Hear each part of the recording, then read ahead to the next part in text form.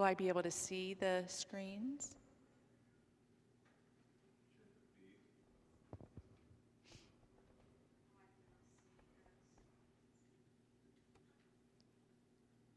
I don't see anything.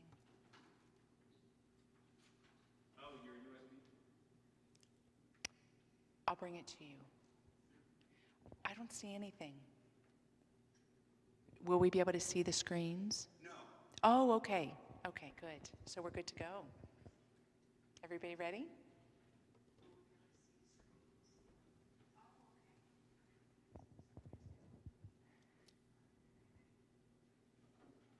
All right. Hello, everyone. All of you home viewers, new and old members of the Hope family. I am thrilled. Many of you have gotten to know me over the past couple months. My name is Kimberly. I am one of the newest members of the Hope family, the Director of Development, and we are very excited to bring to you this Summer Sundown Music and Talk series. I have two amazing people with me, a dear friend, Jonathan Sousa, and a new and growing dear friend, Sandra Wong. And tonight they're going to take us on a journey, an Irish-Swedish delightful journey, as you've seen in the promotionals. We have spoken about them so deeply and so eloquently, and we've let them share a little bit about their stories as well, that I don't want to take away from the time that they have to share with you their gift of music. I would like to let you know that if you feel inspired to donate, we're splitting the donations 50-50, so 50% of whatever you give will come to support our programs at Hope, which support homelessness and moving into new housing, and the other 50% will be split and given to Sandra and John. So their music will go from 7 to 8, and then following we'll have the social challenge reflection question, but more about that later.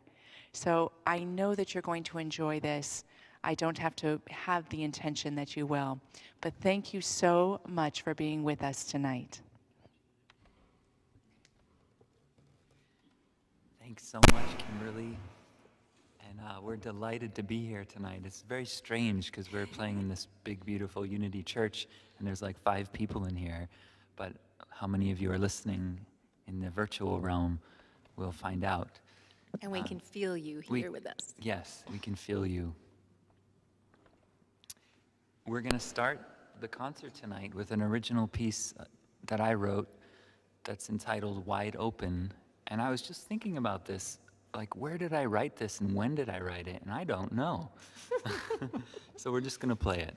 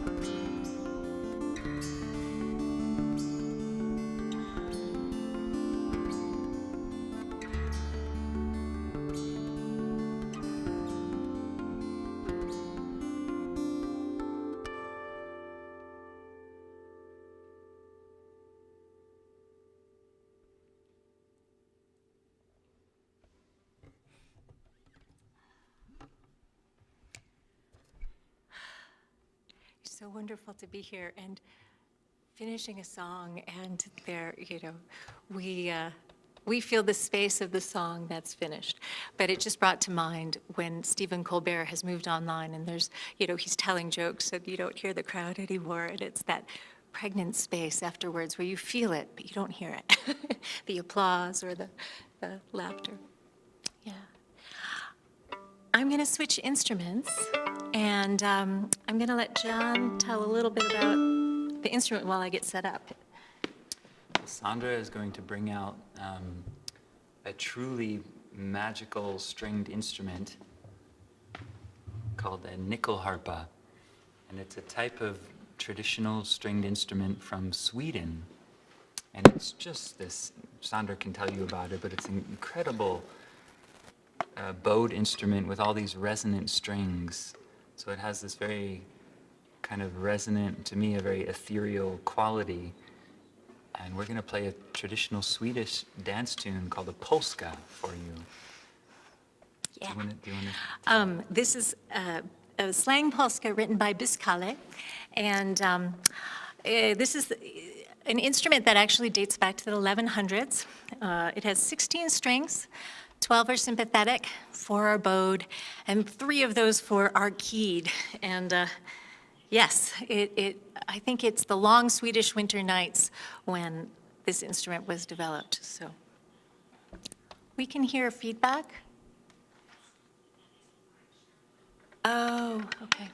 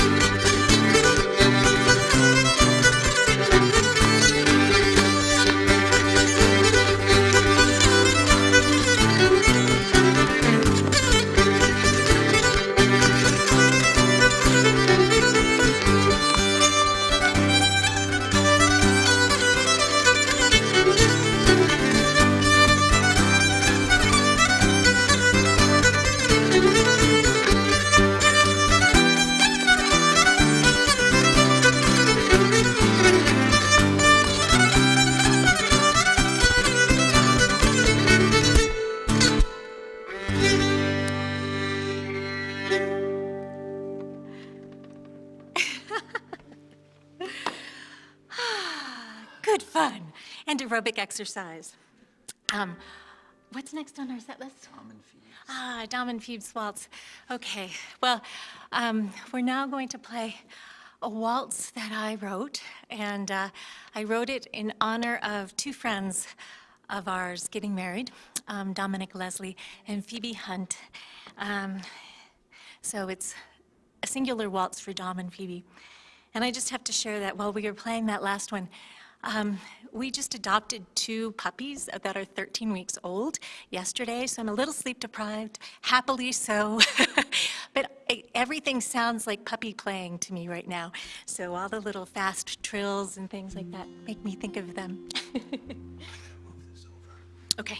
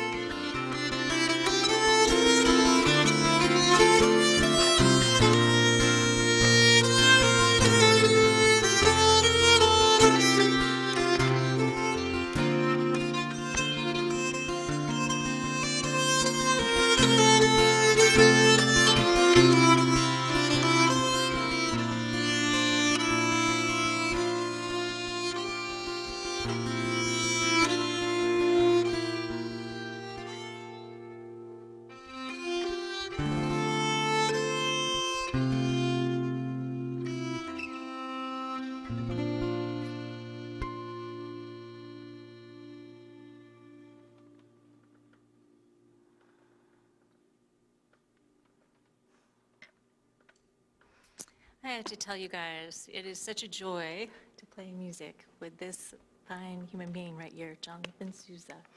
So, big round of applause for John. It's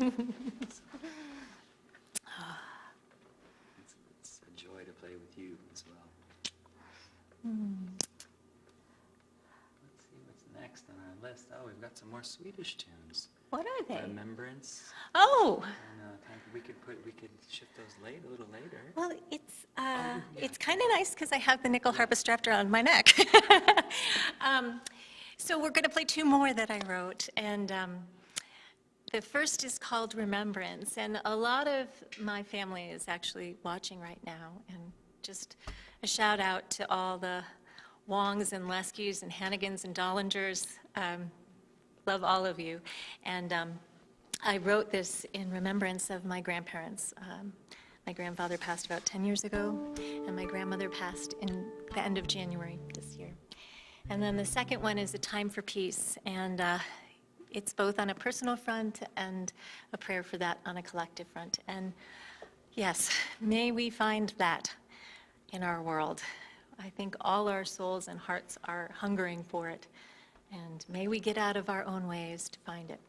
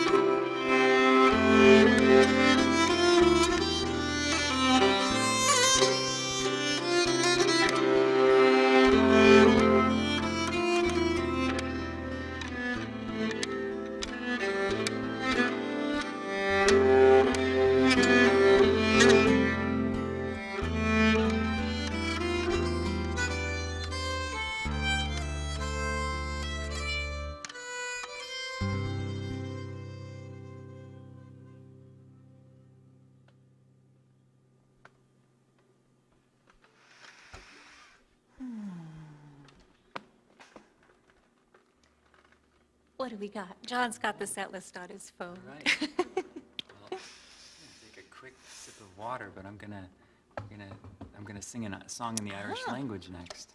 Awesome. Oh, my mic fell off at some point. Oops. It's a new clip. I think I have to dial that in a little bit.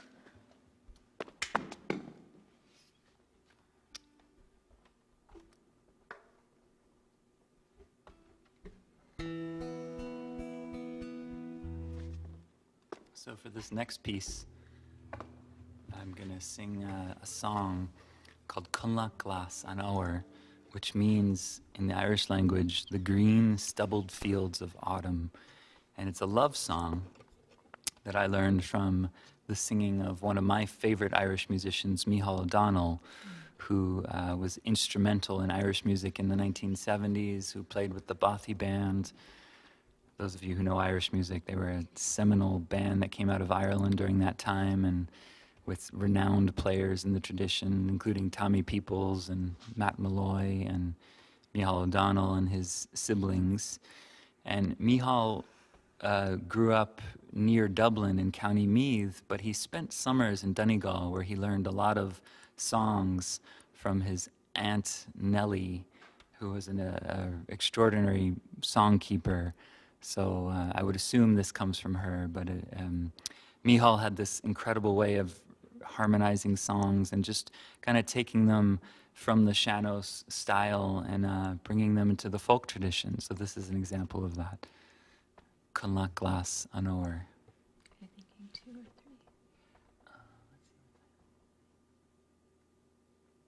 Just 2.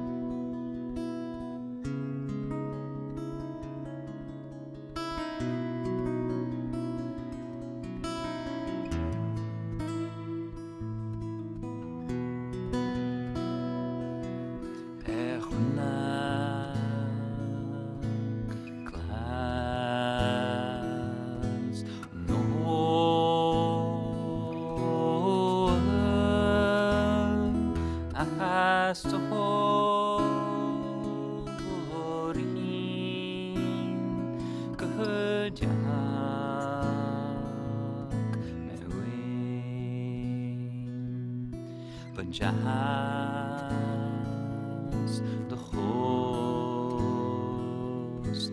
brohoig sparo jahas the holegun shu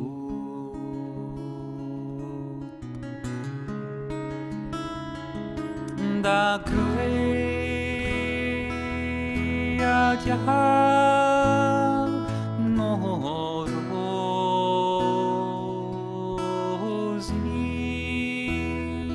stochen bini bifitcha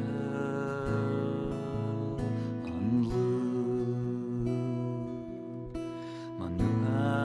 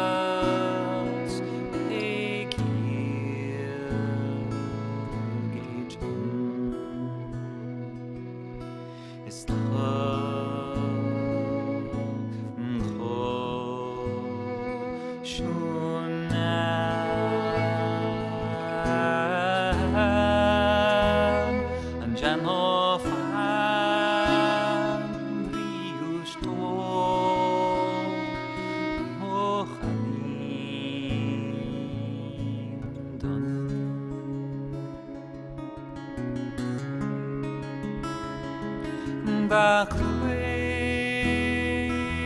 shuri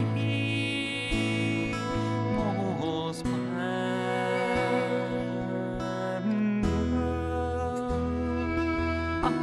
ase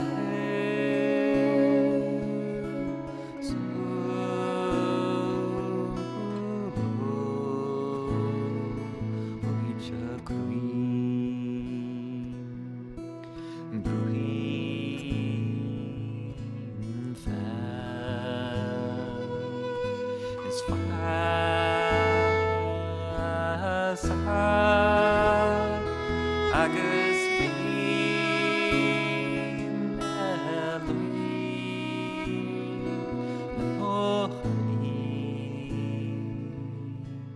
done.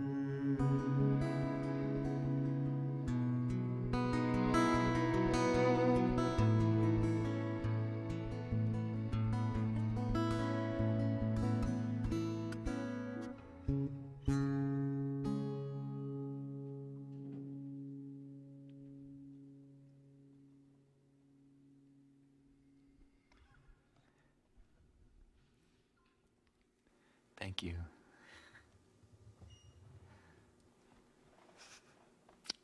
All right. It is strange playing for a very small audience. Like, you might all be, if there was a whole room here, you might be clapping, or maybe you're all crying at home, or I don't know. I don't know what's happening.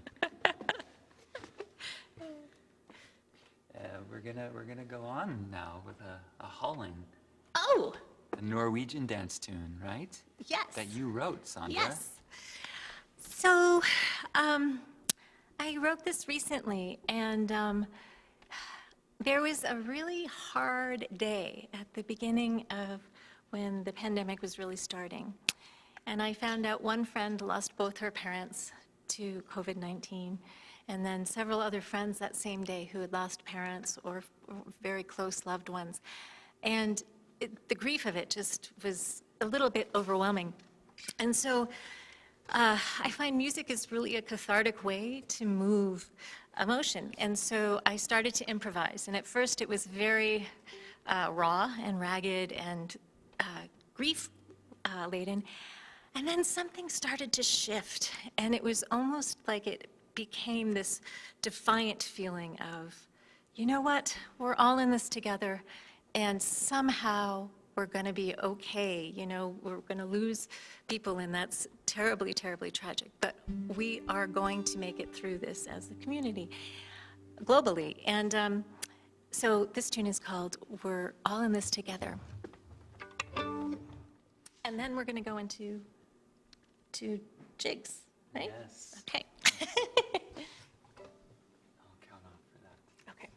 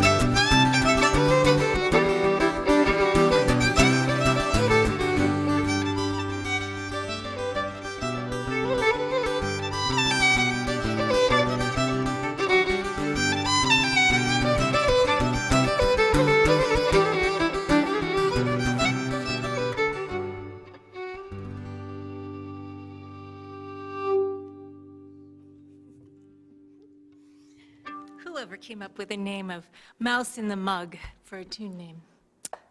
I don't know. I wonder how long it stayed there. I wonder. Well, it's quarter of.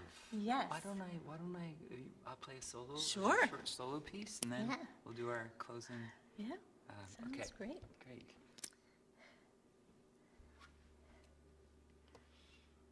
Any requests out there in our small audience for solo guitar pieces? Those of you who know, and most of you, Megan. Which one? Okay. If you had to pick, I got this. Okay.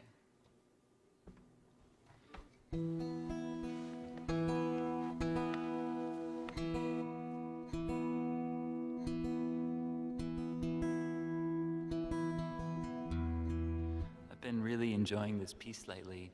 It's a very old Irish piece, a very well-known piece written by the blind, famous harp player Turlough O'Carolan, and it's called Shibeg Shimur. It's in 3/time. It's a waltz, and my version is inspired by Pierre Bensusan, one of the renowned fingerstyle guitarists on the planet. He did an incredible version of this years ago that was very jazzed out, and this is just slightly going in that direction. But this is Shibeg Shimur.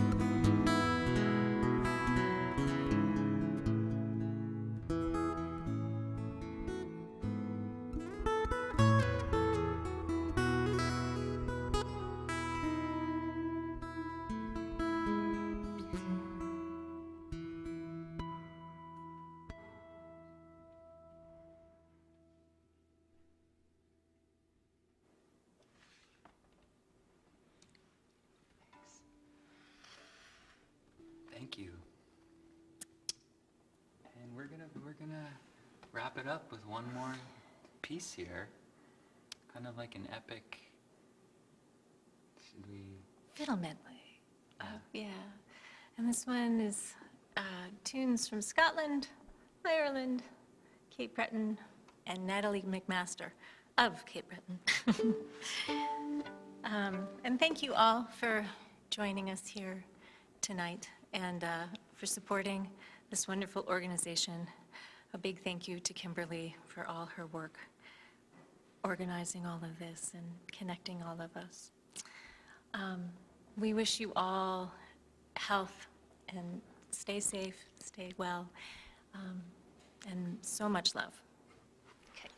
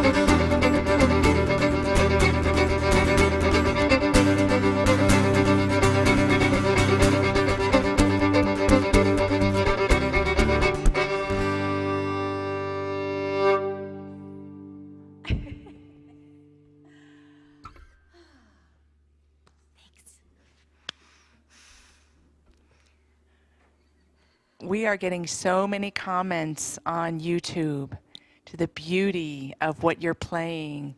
And I just wanted to announce a couple of them. We're getting an overload of requests for encores. So we only have a limited amount of time that we're able to offer our program tonight, and we have a follow-up with a wonderful discussion with Naomi Kurland of the Longmont Food Rescue. But I think that we could probably fit in just one, if you could do one in just maybe 4 minutes or so.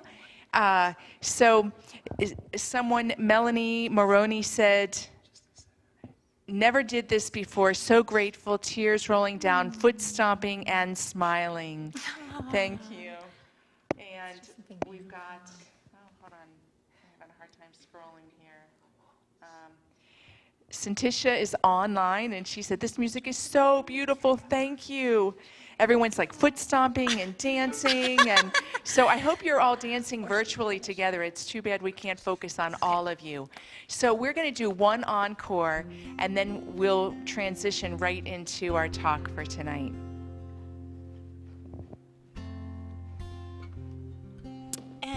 Well, we'll slow things down and play a waltz that is one of the pieces that endeared me to this instrument.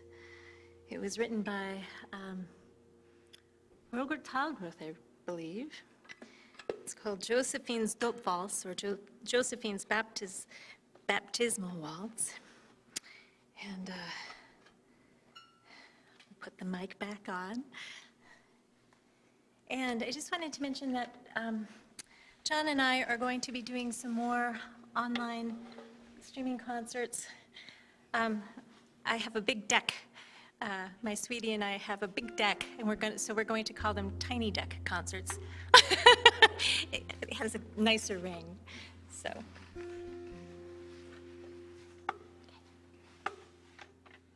Hold on one second. Okay, it's going to be enough in tune. Sure. Yeah, perfect.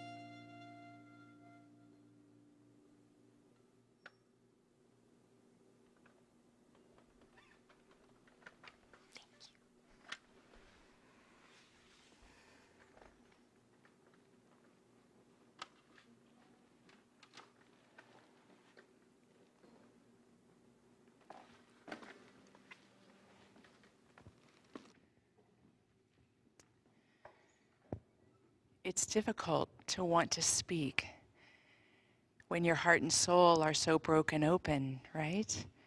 It's easier to want to move or to sink into a very peaceful silence, or to laugh, or to touch, or to hug. And I feel that John and Sandra, you've just done all of that for us. Thank you. Thank you.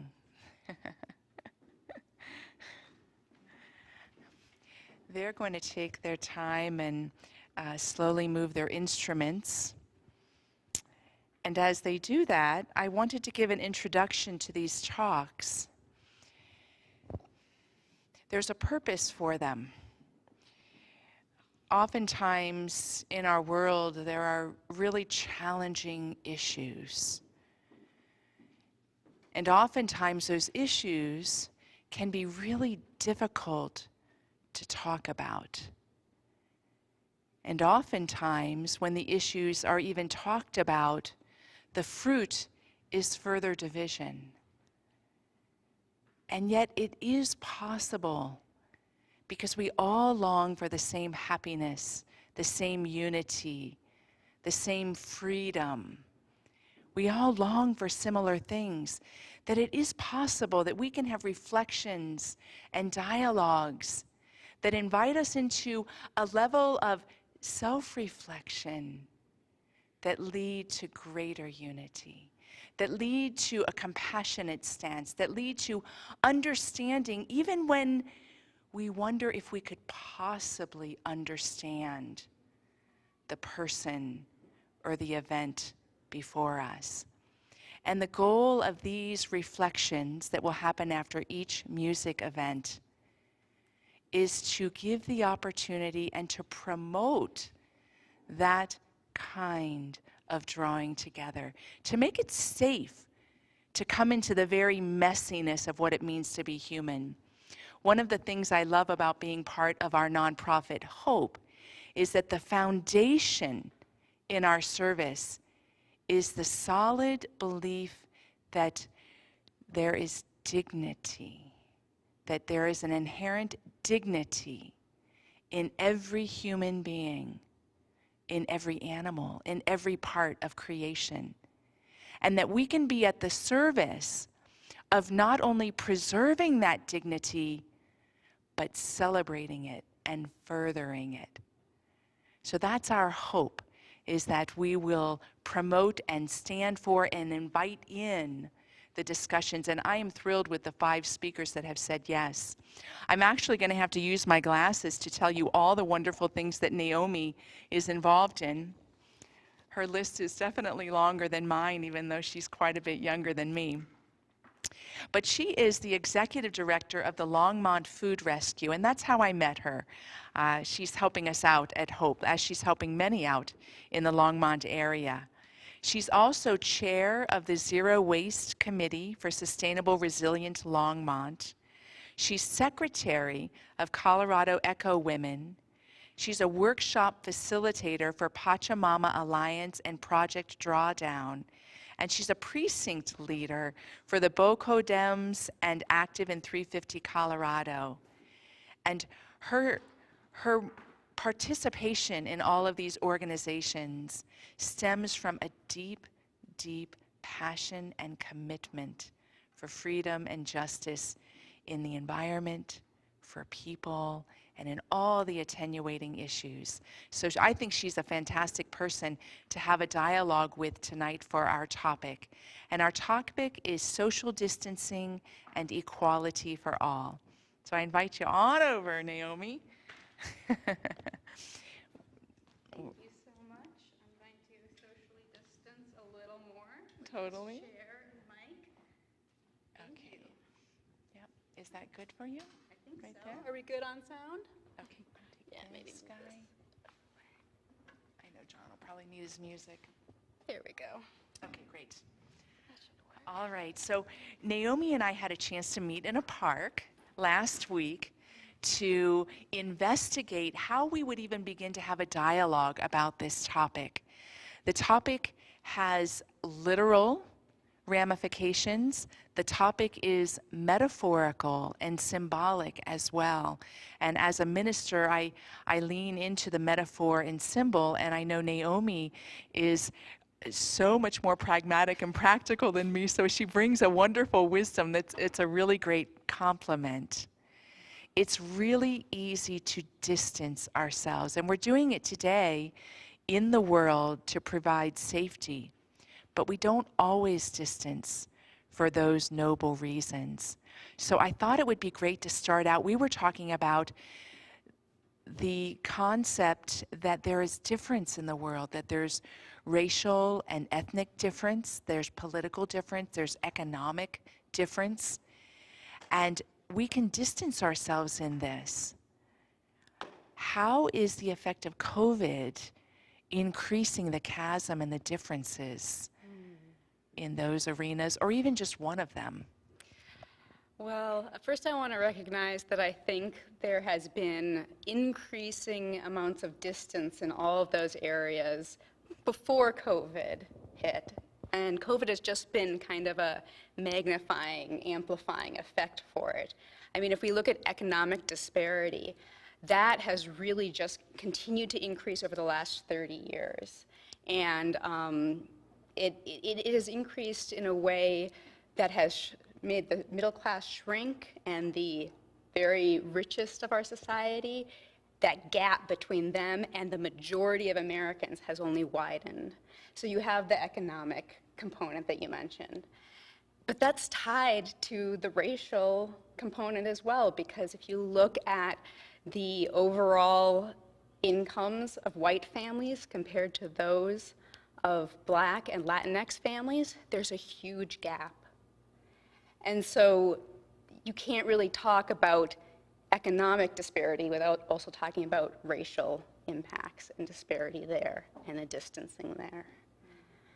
And then when you talk about political polarization, I think a lot of that has come up due to the last, I'd say, 20 years of having 24-hour news channels. That has really created a culture of polarization in an incessant media presence that we didn't have access to before and we weren't inundated with before. The 24-hour news channels and also the social media input that's always at our fingertips can play into the distancing through our phones and our computers and our TV screens. So that is all existing in our society before the coronavirus hit. And then when it did, it started to amplify these differences, these distances, because we found that communities of color, Black and Latinx communities, were being disproportionately impacted. They were having greater infection rates and death rates. And part of the underlying causes of this is less easy access to quality health care and also disproportionate employment at frontline jobs that require their presence and their working and putting themselves at risk even when others are able to work from home and telecommute. Thank you so much. And you're involved so deeply with the food rescue and food distribution. And when we were talking, I hadn't realized how difficult it can be with these differences we have in our society for some to gain access to food and others to not be able to even gain access to food. And we have so much food in the United States.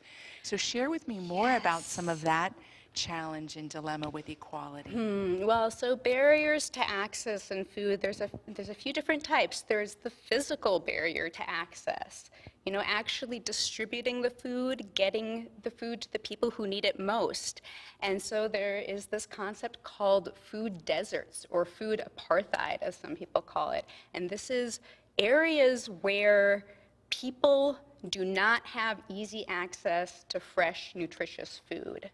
And the only food vending things in their area that they can access easily are fast food or, you know, corner store, quick stop shops, those sort of food. And so identifying those areas and finding ways to bring fresh, nutritious food into those communities when there isn't a grocery store or a farmer's market or any other source of what we would consider nutritious food. Right, I appreciate that. And Naomi was sharing with me how difficult it can be to even fill out forms to get food stamps. I had related a story of a difficulty that I had. As many of you know, I was a Carmelite nun, and when I left, I had been out of society for more than a decade, and so society had no record of me even existing. And when I left, I wasn't given anything. I wasn't given support with food or clothing or a car or education. I was set out into the world, and I was in my mid-30s. And when even though I was going to seminary on scholarship, I still didn't have resources. And I went to apply for food stamps, and I was ineligible because they couldn't prove my existence. And there you've got a genuine need, a person genuinely showing up, willing to do whatever it takes to be considered for food stamps, and unable to get them just simply because you didn't have any record of IRS, of a driver's license, and of the normal identifications that you would have had I been living in the world all those years. And so I've had that direct experience of not having access to what we provide in the very programs that have come about. And so how would you speak to that? Because that's got federal implications. and- Yeah, that's what one of the other barriers of access I really wanted to talk about. So thank you for bringing it up, because there are a lot of major hunger relief organizations that get the majority of their funding through proving need. And in order to prove need, there's paperwork involved. You know, there are requirements to meet, which oftentimes requires people seeking assistance to provide personal information. You know, what you experienced, you had to show proof of existing and of needing these services. And there are a lot of reasons why that sort of paperwork could be a barrier to access. You have a personal example of this, but you can also have stigma in communities around seeking food resources. And if folks are already feeling stigmatized about seeking these services, filling out paperwork, writing personal information, and submitting that can be an additional barrier to access. Also, you can have, say, a family. Two parents are both working multiple jobs to feed their family, and they happen to make just over the cutoff amount that would qualify them for services.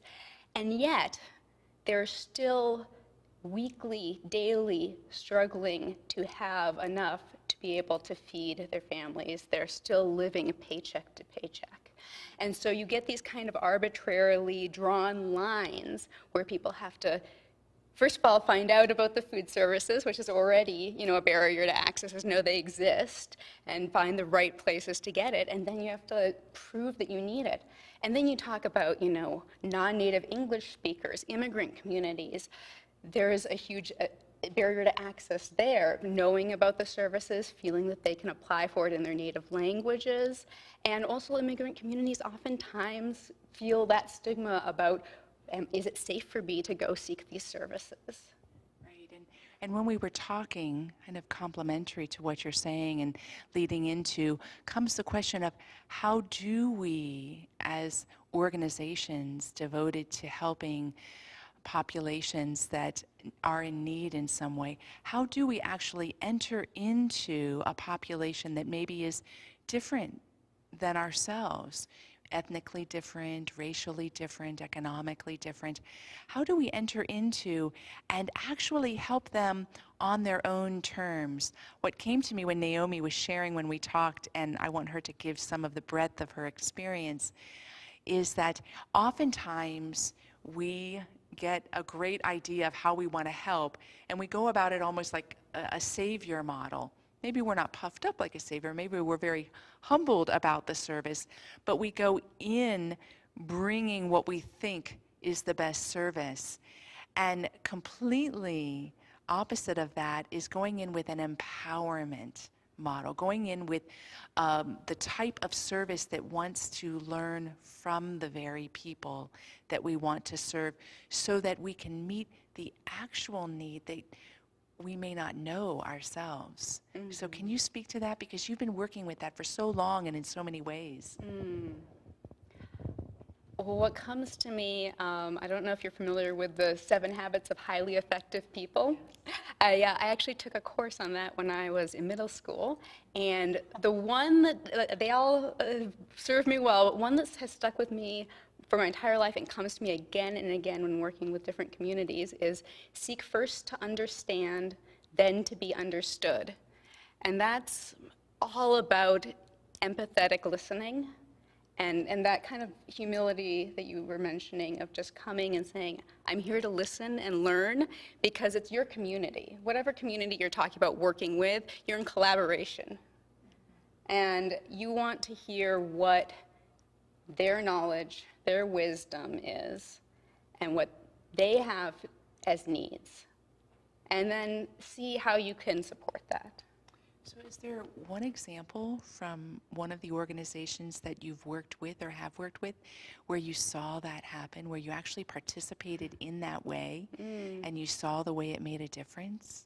Well, I can say that with my current work for Longmont Food Rescue, when there is a new recipient site for our no-cost grocery program, which is kind of a free farmers market at a low-income residential space, the first thing is to find out who in the community, who living there wants this food, who wants us to be bringing food, and find out, what are the needs, and ask how they want the program to run. So basically, they decide where they're going to set it up, how they're going to distribute the food, how they're going to advertise and share with the community that this is happening. I will offer, if they need flyers, to help make flyers and then give them to them, and they can put them up where they think people will see them and use them. But really, it's a program that's run by the community, and we're just there to support and bring the food for distribution. I love that. So jumping a bit to my theological background, in seminary, in my Christian social ethics class, there was a principle that I try to let my own life be guided by, and that's the principle of subsidiarity. That's where you're willing to ask all the questions that keep the power in what you might call the lowest hands possible. I consider it the most immediate hands. Keep the power in the hands of the very people that are being affected. So I think that's a wonderful, practical way that we ourselves can even question, is there a way in my relationship with anybody in the world, whether I'm involved in an organization, whether I'm passing someone on the street, whether I'm in the grocery store, is there some way that I myself can be an instrument to that listening and that empowerment so that I'm in relationship with others in my community from that empowerment stance? Now that brings in a really daunting, because I know we don't have a lot of time, a daunting topic, and that's the environment, because I know you're really passionate about the environment. And I learned a lot from Naomi when we were speaking about the complexity of environmental issues woven in with the equality in our human society. So would you speak to that, and also maybe bring in, I love the Pachamama Alliance, bring in something along that line so we can learn? Sure. So there's a concept called environmental justice. And environmental justice is the idea that there should be fair and equitable distribution of environmental benefits and burdens in all communities, and that no race or ethnic group or economic class should be disproportionately negatively impacted by pollution and climate change. And unfortunately, what we tend to see is that communities of color and lower economic class communities are more seriously impacted by pollution and climate change. And so environmental justice is working to change that, to try to address where these injustices are happening and find ways to remedy them. So it's not just the wealthy neighborhoods that have parks and access to green spaces, and it's just not the poor communities that have, a power plant right next to them or a gas refinery. And so I really learned about the concept of environmental justice from my work with the Pachamama Alliance. And the Pachamama Alliance does these educational workshops that talk about they really educate on these 3 areas in which we are in crisis, which is environmental sustainability, social justice, and personal fulfillment, and how these 3 areas of crisis are interrelated. And you can't really talk about environmental sustainability without addressing the fact that these low-income communities and communities of color are being more negatively impacted by the environmental degradation and the pollution that we create. And that was just really eye-opening for me, because prior to meeting people in the Pachamama Alliance and joining and becoming a workshop facilitator, I was doing a lot of environmental activism, but it was in my like white middle class bubble, you know? It was very much isolated from this idea of social justice and environmental justice. And I think that any environmental activist organization, any sort of group that's working on environmentalism, needs as a foundational basis to have social justice as a goal. Can't do one without the other. Right. I mean, I love many, many traditions of self-realization or personal growth point to the one thing that we really need to dissolve is this idea that we're separated. That if we could learn that, if we could evolve to the state that we realize that we're truly not separated from any human being, from our environment, from all parts of our environment, we would find new solutions in how to live and have a fulfilled life. And a fulfilled life that's really win-win. So, Yeah, there's a concept in the Awakening the Dreamer workshop, which I facilitate, called the myth of separation. And that's exactly what you're talking about. And it's this idea that we see ourselves as separate from the planet and our natural environment. We see ourselves as separate from other people. And because of that separation, we're also experiencing internal disconnect with ourselves, with that personal spiritual fulfillment that we all crave and need. And so we're seeing huge amounts of internal disconnect, huge amounts of depression, suicide rates spiking, things like that, where because we're separating from everything else, we're also feeling separate from our core. I love that. Thank you for drawing that parallel. And it's an interesting paradox because as we realize that we're not separated, it provides the freedom to celebrate the diversity. I'd like to think of it as a valley of wildflowers. And you look at the valley as a whole, and you experience a whole valley of beauty, of fragrance. But within it is tremendous diversity that coexists in such a way that the ecosystem supports. One supports the other, supports the other. So I like to think of it that way. Well, we're going to have to bring our time to a close, but I really wanted to get to one last question with Naomi because you can tell that she is incredibly passionate and devoted. I mean, her whole life, it sounds like, is devoted to these issues. And with that is the storytelling part, right?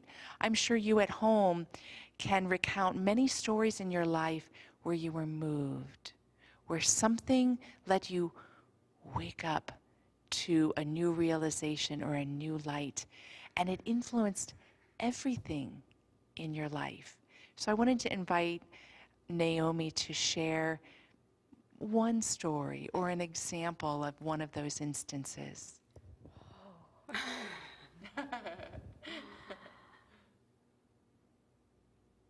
That's a difficult question of like an internal coming on.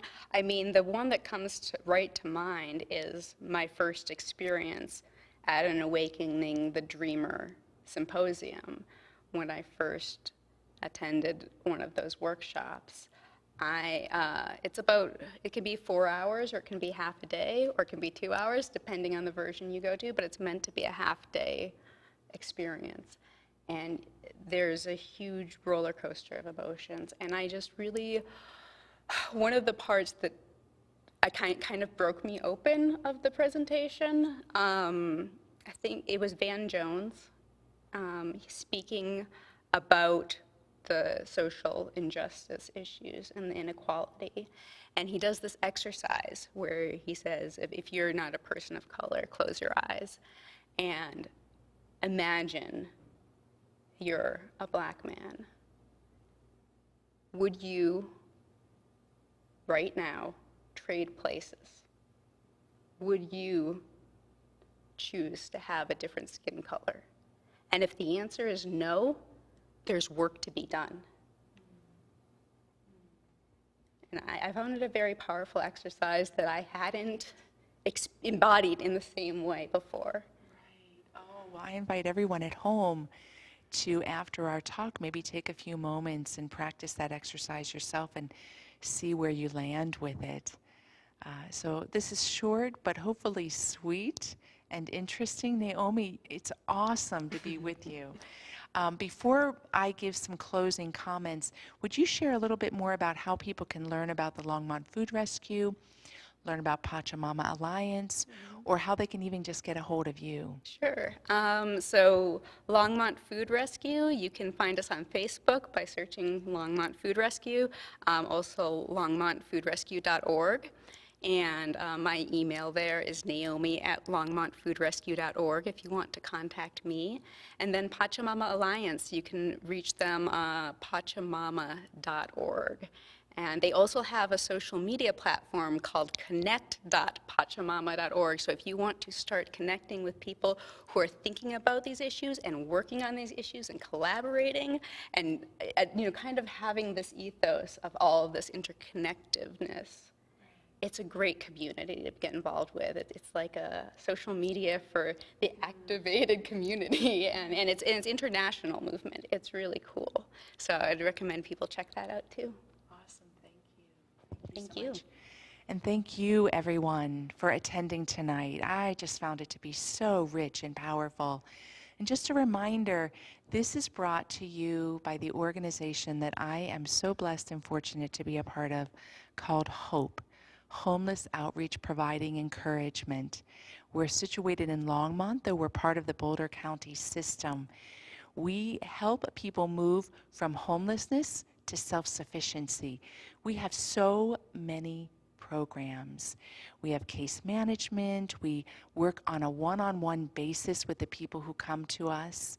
We not only offer our nighttime navigation, which is a sheltering where you can get showers and internet and have community and hot meals, but we also open the day shelter in response to COVID.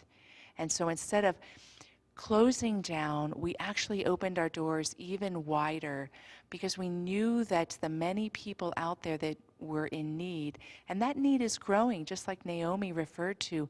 Many people in our society are living just above what's called poverty level, and now may even be in need of clothing, of food, of a place to get internet. And we've been providing that in our day shelter system with no need to go through any entry process. We continue to expand our programming with our Safe Lot program, providing safe parking for people who have to sleep in their cars. Do you know people who sleep in their cars don't get the chance to have much support, and maybe they have families or have pets or have PTSD.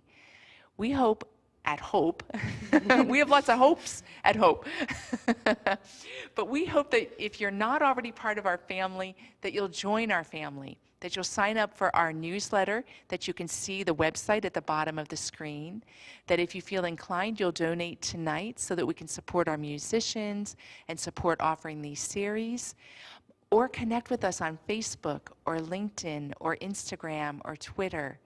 We have many volunteer opportunities, but we love just being part of the conversation with you as well. And if there's a way that we can support you or someone you love, just let us know. So this is Kimberly and Naomi signing off for tonight. May you have a fantastic evening, and we'll see you next time. Our next one is on July 16th, right here. It's going to be Bluegrass, and the after talk will be with the executive director of the Longmont Justice Community Partnership. I keep mixing up those words. I am so sorry, Kathleen. And it will be on restorative justice. So join us, check out the website for more details, and thank you again so much for being a part tonight. Blessings, everyone.